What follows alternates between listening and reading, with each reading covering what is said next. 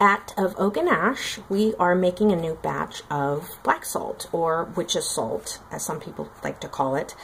Your first ingredient that you want to start out with is some nice charred wood, clean wood. This source came from Northern California, some western red cedar. When I got it, it was pretty much already pulverized. So you can use your pestle and mortar and pestle and sort of grind it into the consistency that you want. In this case, it's a nice silvery powder. A lot of times it gets very sooty, and you kind of don't want that consistency.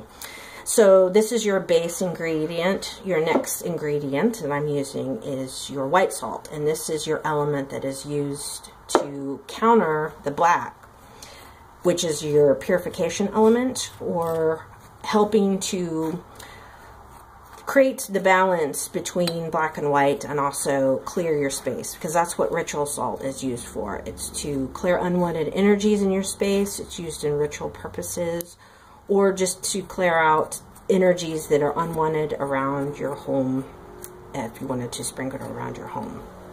The next herb that I'm going to use is mugwort. Mugwort is very commonly used to open up channels of communication in dream spaces, but also for energetic spaces. You can use mugwort. And so I'm just going to mix this in. And then lastly, I'm going to use some lavender. And lavender smells nice, but also it's a purification herb, and it also has a very calming element. In this use, I really like this salt to be more of a white energy salt, but it's really nice to bring all of these elements together.